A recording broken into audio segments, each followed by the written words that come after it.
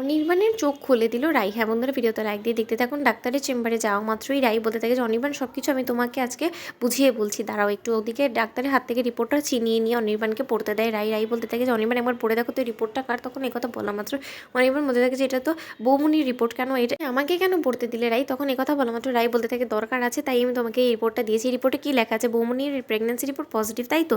তখন এই কথা বলা মাত্র অনির্বাণ বলতে থাকে হ্যাঁ বৌমনি, আপনিও কি এই ডাক্তারের কাছে এসে কনসাল্ট করেন? তখন এই কথা বলা মাত্র রাইয়ের বৌমনি বলতে থাকে না অনির্বাণ, আসলে আমি ডাক্তারের শরণাপন্ন হয়েছি শুধুমাত্র রাইকে নির্দোষ প্রমাণ করার জন্য। আমি কোনো মতেই প্রেগনেন্ট না, কিন্তু আমি এই মহিলাকে রিকোয়েস্ট করেছিলাম আর এই মিথ্যে কথা বলেছিলাম যে আমার শ্বশুরবাড়ির লোকের আমাকে অনেক বেশি নির্যাতন করে, আমাকে অনেক বেশি কথা শুনে, শুধুমাত্র আমি প্রেগনেন্ট হতে পারি না বিধেই। আর তার জন্য আমি তাকে রিকোয়েস্ট করেছিলাম যে সে যত টাকা চায় তার বিনিময়ে আমি একটা ভুয়া রিপোর্ট তার থেকে নিতে চাই। আর সে আমার কথা অনুযায়ী রাজি হয়ে যায়। আর সেখানে গিয়ে উনি হাতে নাতে ধরা পড়ে যায় আমার কাছে।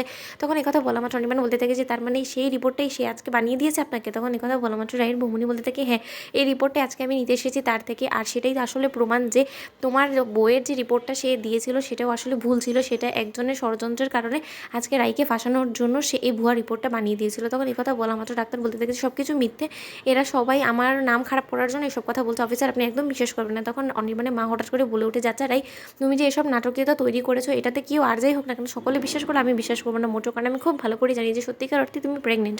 তখন এই কথা বলা মাত্র রাই বলতে থাকে আচ্ছা মা, আপনি আমাকে একটা কথা বলুন তো, আমি যে প্রেগনেন্ট এই খবরটা শুনলে আপনি খুব বেশি খুশি হবেন নাকি আপনি এটার জন্য করছেন যাতে আপনার ছেলে আমার উপরে সন্দেহ করে, আমাদের সম্পর্কের উপরে সন্দেহ করে এবং আমাকে এবং সূর্যকে নিয়ে কুৎসিত নোংরা মন মানসিকতা নিয়ে আমাদের সম্পর্কটা ভেঙে দেয়, সেটার জন্যই তো আপনি আসলে এই কথাগুলো বলছেন তাই না? তখন এই কথা বলা মাত্র মানে মা বলতে থাকে মোটেও না, যেটা সত্য আমি সেটাই বলছি। তখন এই কথা বলা মাত্র রাই বলতে থাকে যে আপনি তো আমার প্রেগনেন্সি টেস্ট কিটটা দেখেননি, তাহলে আপনি কী করে বলছেন যে আমি প্রেগনেন্ট? তখন এই কথা বলা মাত্র অনির্বাণে মা বলতে থাকে দেখো আমিও তো মা হয়েছি, আর মা হওয়ার সিমটমসগুলো যেটাই তাহলে আমি সেটা নির্দ্বিধায় বলতে পারি, সেটার জন্য আমার নিশ্চয়ই ডাক্তার হওয়ার কোনো প্রয়োজন নেই। তখন এই কথা বলা মাত্র রাই বলতে থাকে বাহ বাহ বাহ, তাহলে তো মা এত মাস ধরে এতগুলো মানুষ এই আর ডাক্তারের কাছে কনসাল্ট করতো না তাই না? তাহলে তো সকলের মায়ের কাছে গিয়েই কনসাল্ট করার চেষ্টা করতো তাই না?